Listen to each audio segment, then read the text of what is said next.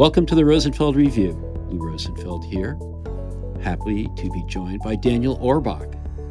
Daniel, hello. Hello. It's amazing to be here and to be a part of the storytelling on the podcast, and as well to be a part of the conference that's coming up, the DesignOps Summit. Yeah, we're really happy to have you. For those of you listening, Daniel will be speaking at this year's DesignOps Summit. It's taking place virtually September 23rd through 25th. It is the 8th edition. I don't know how that happened, but it happened. We're up to number 8.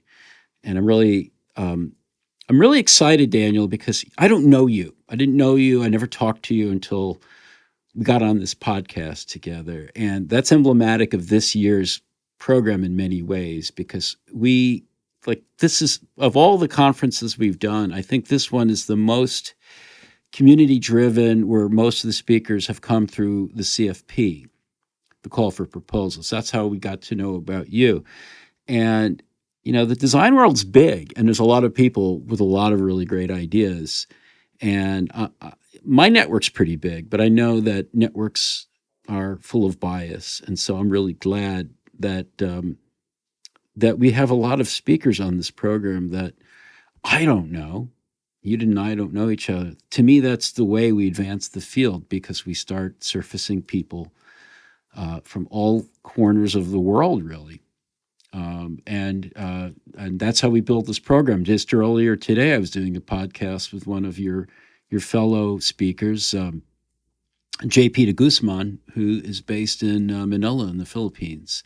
And if not for this CF process, I wouldn't know him either, and so on and so forth. So I'm really excited to get to know you as part of this program development. The design field is one of those things, it might be the only thing that's so large and also so small, right? Even though we don't know each other, within 5 minutes of just talking about life and work, like 3 or 4 people we have in common, all of these different things, these associations. And it's, where the outside world might be 6-7 degrees of separation, I think the design industry is closer to 2. Well, that's the thing. We were just running through Daniel's bio right before we started the podcast, so I could actually introduce him. He's currently an executive director of design, or the executive director of design for the small business credit cards group at JP Morgan Chase, where there's a lot of people that I know. I happen to even be married to one, although you don't know her, oddly. So that's weird. But there's a lot of people we know in common who work at Chase. And before that, you were at McKinsey, where we also know a lot of people in common. So you're going to be talking at the conference about co-creating operating models with your team. And it's a really interesting topic for design ops people, this idea of the operating model, how a team works. Can you develop that idea a little further, define it, flesh it out for us? I think it's a good starting point for what we'll talk about today. Yeah, happy to. I think the operating model you could think of, it's sort of a one-on-one level, is the way the team does work, the way the team functions, right? But as you start to get into those kind of like 201, 301, you start to unpack it a little more. You think, okay, it's the vector of the team. How does the team move along and create output that gets it to its ultimate mission, to accomplish the mission of the team? And you start to realize, okay, well, if we're going to develop a healthy operating model, we need a team mission. Like, those things don't always go hand in hand, right? And okay, if we're going to have a team mission and we're going to work towards it, how do we create that together? And then how do we continue to evolve it, right? The operating model isn't static. It's a contract, but it's something you continue to evolve over time. And I'll talk about how I do that with my team and what we've learned. Well, let's dive into that. So mission is critical, obviously. Give us an example of what a team's mission might be. Is it really specific to the nature of the work, or does it go a bit more broad in terms of espousing values and so forth? Yeah, so our team had shortly after I joined, we had a 90-minute, 2-hour team discussion around what our team mission actually was. And I joke all the time that the mission is, I'm off to create shareholder value, right, for Jamie. But that's not particularly inspiring, It's not something that's going to get you out of bed every single day, right, to come to work. So in the spirit of that customer centricity that we embody as a design practice, thinking about what are we doing? Well, we're delivering solutions that are helping folks who run small businesses. And by the way, 99.9% of businesses in America are small businesses. Solutions that help small businesses stay afloat, meet their payroll obligations, figure out their cash flow, and ultimately like get in there as the backbone of their communities. And that's something that after, several hours of discussion, we were able to look back at and say, okay, yeah, we can get behind that. That's something we want to work on. It's motivating. So, does it need to be inspiring, or does it just need to be something that's clear enough that you know, don't need to write it down? You'll remember it if you're on the team. That's a really good question. I think that's a little bit more up at the discretion of the leader of the team. As a leader of the team, I looked at the folks on the team and I thought to myself, yeah, I think we should have a mission statement that's inspiring. I think inspiration is a strong motivator, and it provides clarity, especially in moments of adversity, right? One of the three themes in the conference, the theme that sort of I'm bucketed under is resilience. And one of the things in those tough moments when you need to sort of tap into that well of resilience that really helps is having something you can come back to that motivates you, that inspires you to take the next step. Well, and also maybe stabilizes you in uncertain times. Yeah, absolutely. Yeah. It's also a way to make decisions, right? There's, when we look at a piece of work that comes into us as a team, we can say, hey, does this work align to the mission that we have? And if it doesn't, or if there's a lack of clarity there, then you have basically an open invitation to have some conversations around, well, should we be doing this? So, this maybe opens a door to more about how you document an operating model, but starting with the mission. How do you document that? Is it something that you print on a card that someone could keep in their wallet? How do you? I've been involved in lots of conversations to develop missions, but then I never quite know where they go, and they sort of drop out of off my radar, and I sort of forget that we even have a mission at times. I'm embarrassed to admit. How do you make sure that doesn't happen? Another really good question. I sense you're full of them. I think when I was working, I was doing a consulting project where there were 120 of us on a giant floor of the client's company, and someone decided it would be a good idea to print out every team's mission in like what must have been 1,000-point type and pin it up on the wall. And that for me personally, and again, I think it is a lot about what resonates with you as a leader, like that isn't really exciting to me, right? The way that we use our mission is almost as a tool. So one of the things that we've incorporated into our operating model over time is a quarterly impact retrospective. And what that is when you're more junior in your career, this applies to senior folks too, though, I guess, you don't always take the time to document the work you've done and look back at everything you've delivered and taken stock of, whoa, hey, actually, like, yeah, we delivered a couple $100 million of value this quarter. That's incredible. And so we take a moment every quarter to look at everything we've delivered and say, wow, look, we actually did a lot of the things we said we were going to do. And as part of that, we evaluate the work that we've done in the context of the mission, right? It's a part of that ceremony. Like, hey, are we continuing to do this? I like that you use the word ceremony, and of course, we have a sibling term floating around, certainly in the product world, ritual. Um, let's kind of go back to your talk for a moment. What you're going to be covering at the summit, because I think you talk about the idea of co-creation.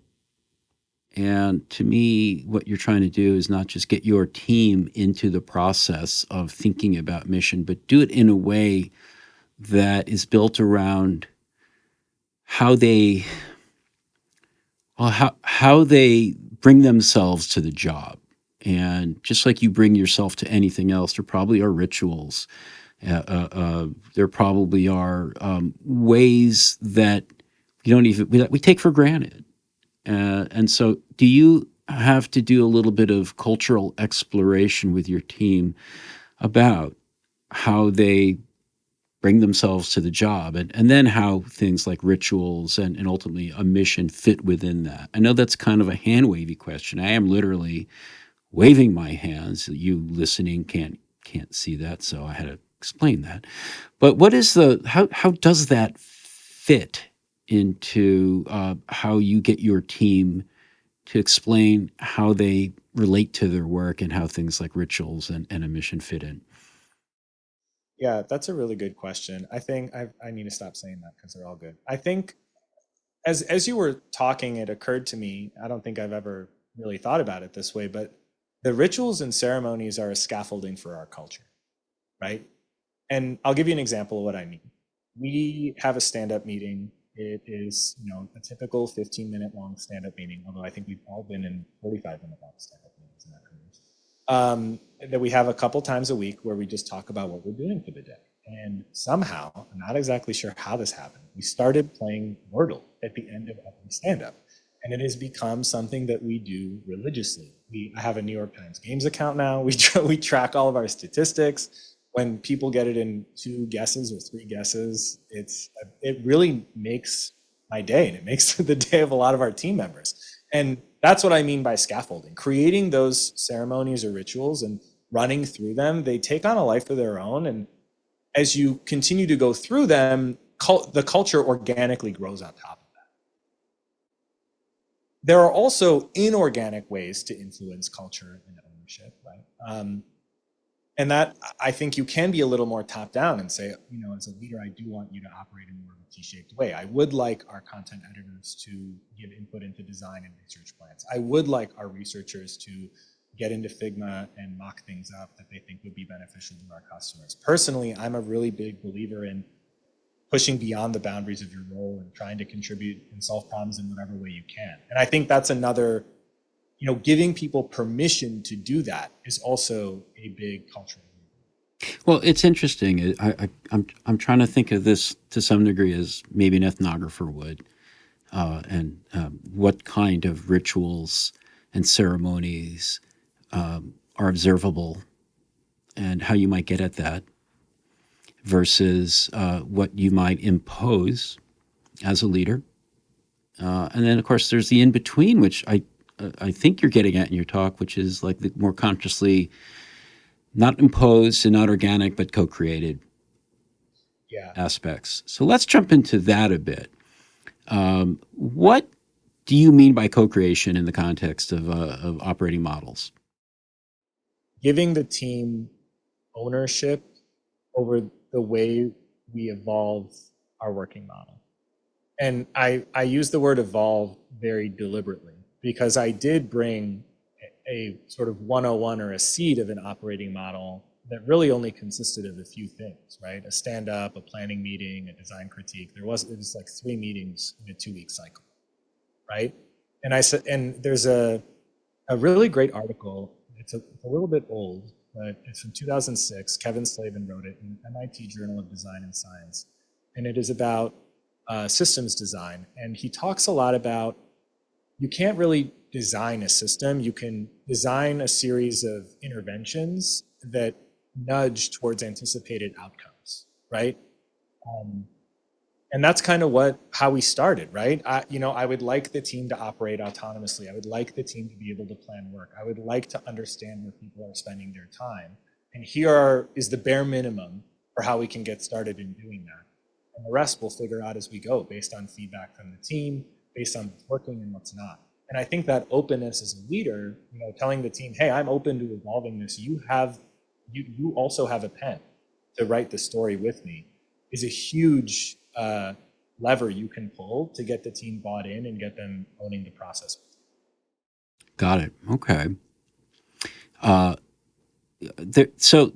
I'm as you're discussing this, I'm starting to think that there might be some interesting, almost byproducts of this process. Namely, when you pan back on it, you start seeing an operating model for a team having an impact on other teams that might be working side by side, or maybe the concept of co-created operating model then grows beyond the team to a broader organization.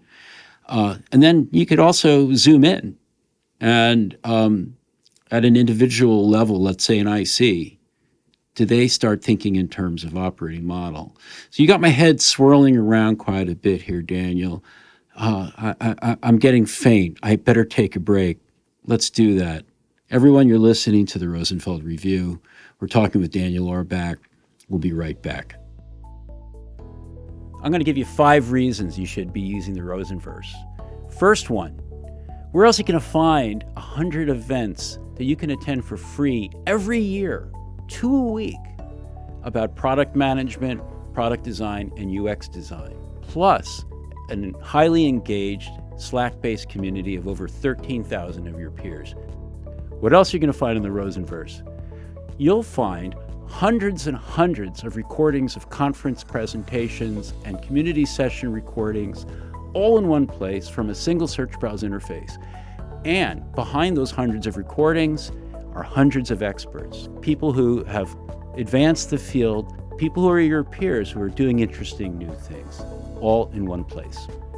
Why else should you use the Rosenverse? We've been advancing the field of UX since 2005.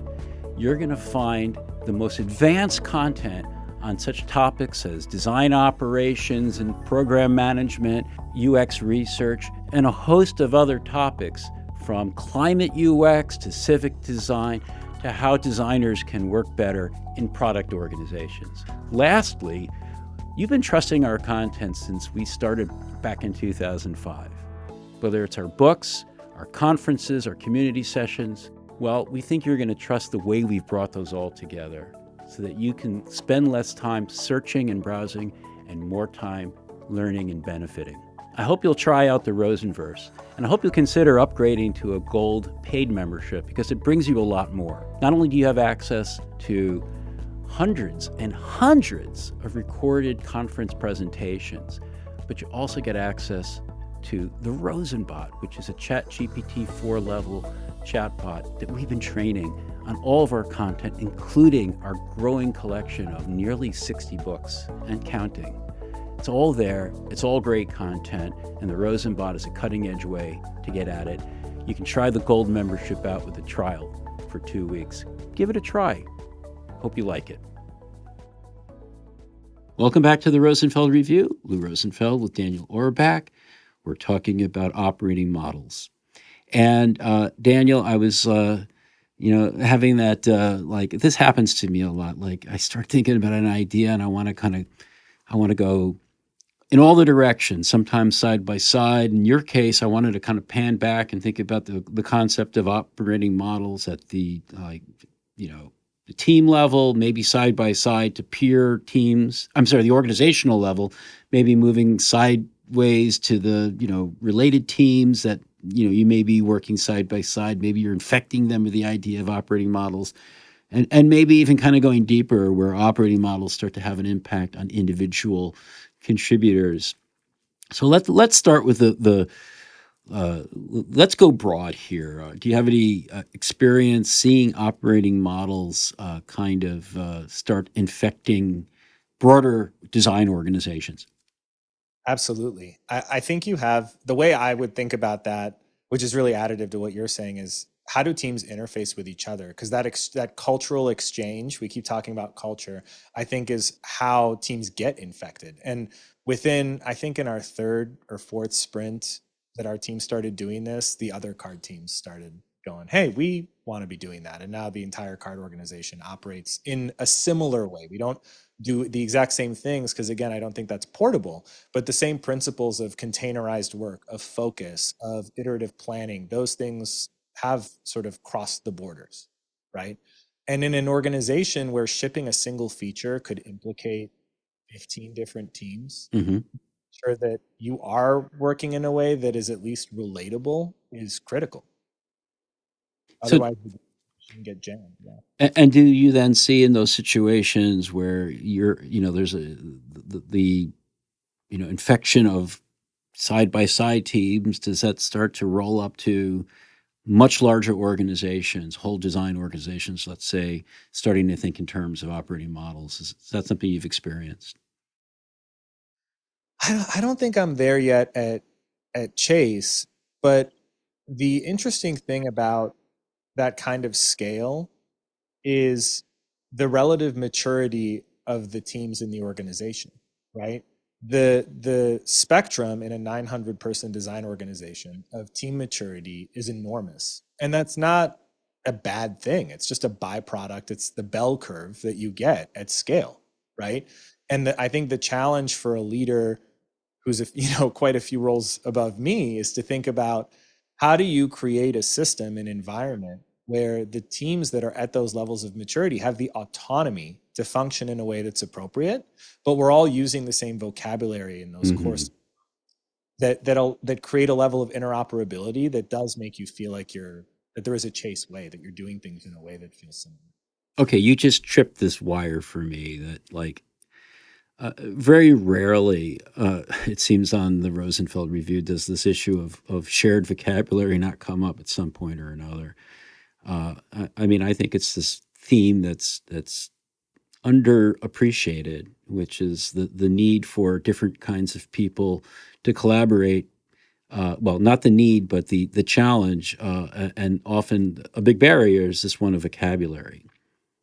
We use the same words, but we mean different things. We use different words to mean the same things.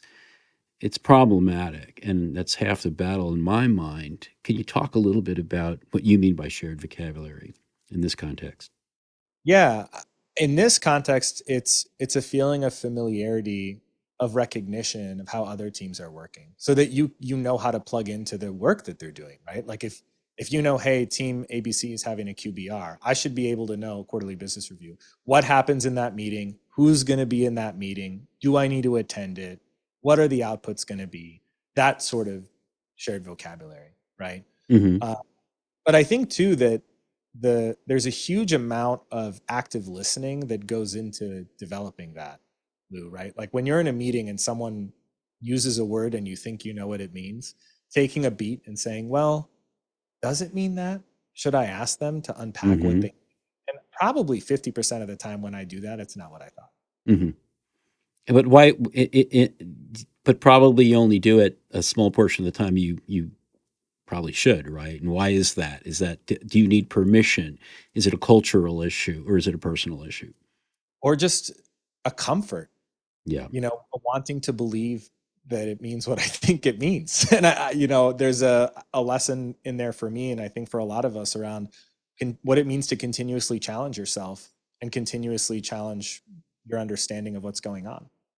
So if you're a design ops leader Yeah. who is thinking about things like shared vocabulary in particular, how do you make that more of a concrete aspect of your work? I mean, like, in effect, you're creating the Rosetta Stone for your organization, for your operating model to work.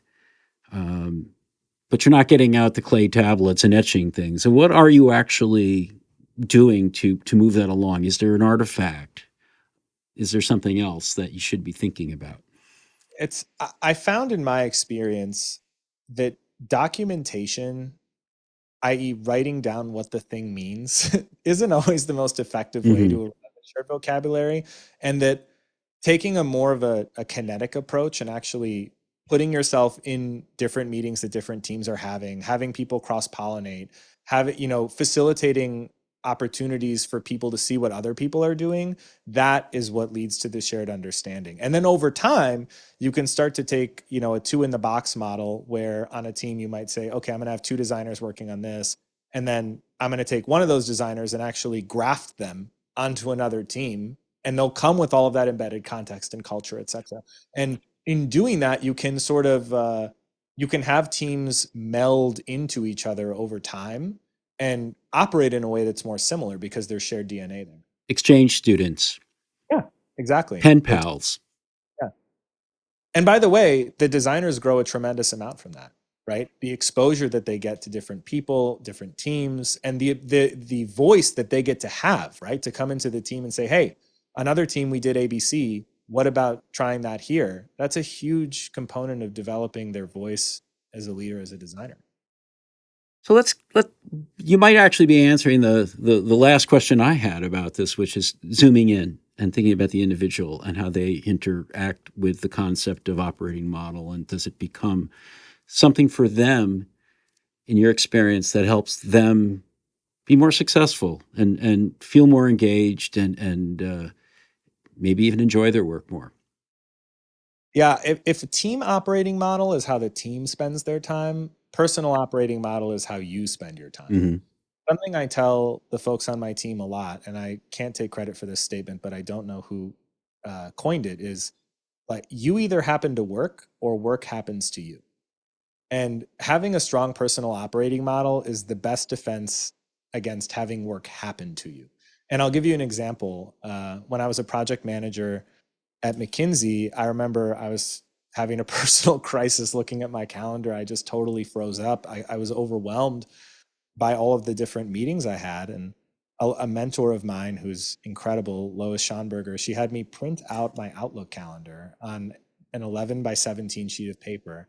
And we spent an hour redlining my calendar. And she explained all these things to me, like batching one on ones and giving yourself an hour or 30 minutes of time a day to just think about stuff, not be in a meeting, not make a PowerPoint, not work in Figma, just think, Mm-hmm. right? These little things transform the way that I operate. And it's one of the great pleasures, I think, of being a leader is helping people along their own journey of figuring out how they want to spend their time.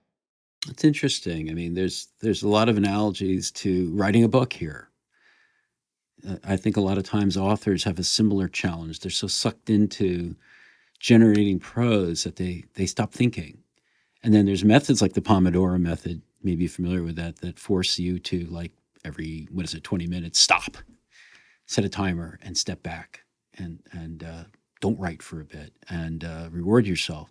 There's a lot of, in our field, whether you're a designer, a writer, whatever, in any creative pursuit, it seems like we have this expectation for our brains to be sucked in and Yeah. exclusively dedicated to the work at hand, to the point where we lose track of who we are and what we're doing. So it's really interesting to hear that for me, who's not a person working in a design organization, that the same is true there, and that you have to have an operating model for how you do your work, and hopefully a leader who's going to help you at not only an individual level, but at a team level. Yeah. Well, this is great. Thank you. Appreciate it. I'm already learning a lot. I know I'm going to learn a lot more hearing you give the presentation at the DesignOps Summit in September, which is next month. Somehow that snuck up on us. Before we wrap, in fine Rosenfeld review tradition, I got to know, did you bring a gift for us? I brought a couple. A couple? Oh, you were extra generous. I do my best. They're both books. The first one is a biography of a fellow named John Boyd, who is the originator of the OODA loop, which is the observe, orient, decide, and act behavioral loop that has made its way into design thinking and a number of fields. The interesting thing is he's a fighter pilot, and he basically wrote the book on how to win a dogfight, and it's an incredible read of his journey working through Nellis Air Force Base and Pentagon bureaucracy and the development of that idea over the course of his career. Wow. So interesting connection there between being a fighter pilot and OODA loops, and I'm already intrigued. What's the other gift? So the other gift, I'm pulling a change up, is a book called Pieces of the Action. Vannevar Bush, for those who don't know, basically was the head of the R&D pipeline for all of World War II. And it's an inside look at how to be effective in incredibly large, complicated organizations, and in particular, how to get new ideas implemented. And I think as designers, especially me, a design leader working in a 900-person organization, that resonates. How to get stuff out there, how to make things work.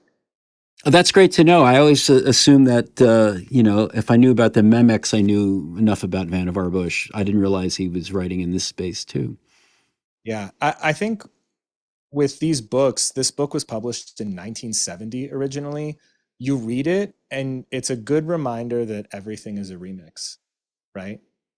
Both of these books are old ideas that are incredibly fresh and valuable when reinterpreted in 2024. And quite possibly the big difference is the language and the vocabulary. And the remixing is often taking those ideas and putting them in words that a new group of people can understand. Great conversation, Daniel. I really enjoyed it. I'm really looking forward to you participating in the DesignOps Summit. And we'll see you in September. Thanks for having me, and thanks for everything you do for the community. Thanks for joining us. Appreciate it. Hey, it's Lou. Thank you for listening to the latest Rosenfeld Review podcast. I really appreciate it. I would love to hear from you. And if you want to pop me an email, lou@rosenfeldmedia.com, tell me what you thought. Better yet, leave me the hell alone and post a review on your favorite podcast platform. Please feed the algorithm. It really does make a difference. We want to get the word out. If you like the word, give us a hand. And while I'm asking you for favors, don't forget, buy books. Support your favorite local independent publisher. We happen to be one, rosenfeldmedia.com. All those great UX books are there. So, thanks again.